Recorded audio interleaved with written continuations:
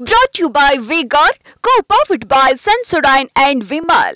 ಬಾಯಲ್ಲಿ ಹೇಳಿ ಕೇಸರಿ. Associate sponsor Ultratech Cement. ಒಂದಲ್ಲ ಎರಡಲ್ಲ 9 ಸಂತ್ರಸ್ತೆಯರ ಸಂಪರ್ಕಿಸಿದ ಎಸ್ಐಟಿ, ವಿಡಿಯೋದಲ್ಲಿದ್ದ ಸಂತ್ರಸ್ತೆಯರನ್ನ ಸಂಪರ್ಕಿಸಿದ ಎಸ್ಐಟಿ.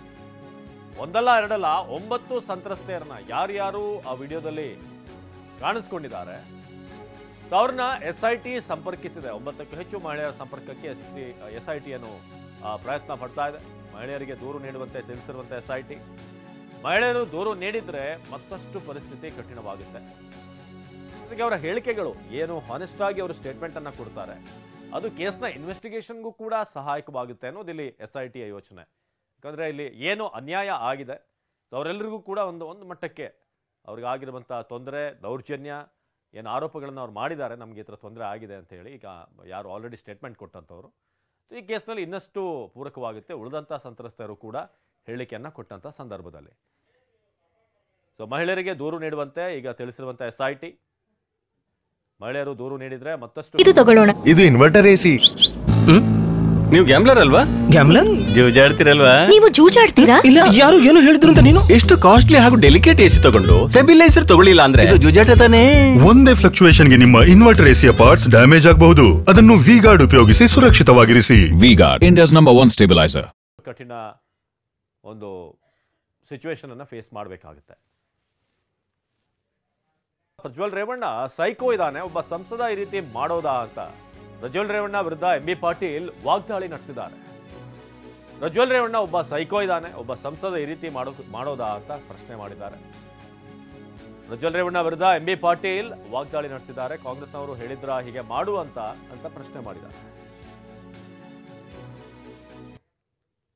ಕಾನೂನು ಕೋರ್ಟ್ ಇದೆ, ಕಾನೂನಿದೆ, ಸರ್ಕಾರ ಗಂಭೀರವಾಗಿದೆ.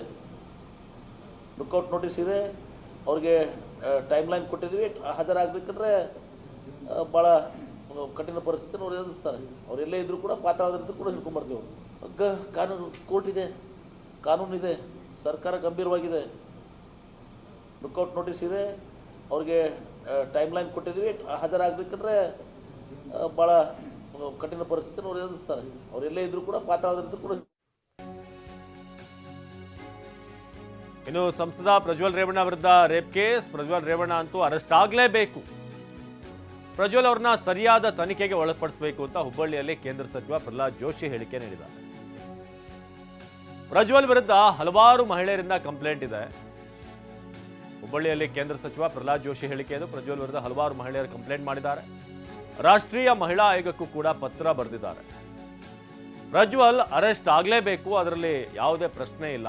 ನಮ್ಮ ಪಾರ್ಟಿ ಇದರಲ್ಲಿ ತುಂಬಾ ಕ್ಲಿಯರ್ ಆಗಿದೆ. ಎಸ್ಐಟಿ ಸೂಕ್ತ ಕ್ರಮವನ್ನು ಕೈಗೊಳ್ಳಬೇಕು ಅಂತ ಜೋಶಿ ಆಗ್ರಹ ಮಾಡಿದ್ದಾರೆ. ಪ್ರಜ್ವಲ್ ರೇವಣ್ಣ ಅಂತೂ ಅರೆಸ್ಟ್ ಆಗಲೇಬೇಕು. ಪ್ರಜ್ವಲ್ ರೇವಣ್ಣ ಅರೆಸ್ಟ್ ಆಗಬೇಕು. ಪ್ರಜ್ವಲ್ ರೇವಣ್ಣ ಅವ್ರನ್ನ ಸರಿಯಾದ ತನಿಖೆಗೆ ಗುರುಪಡಿಸಬೇಕು.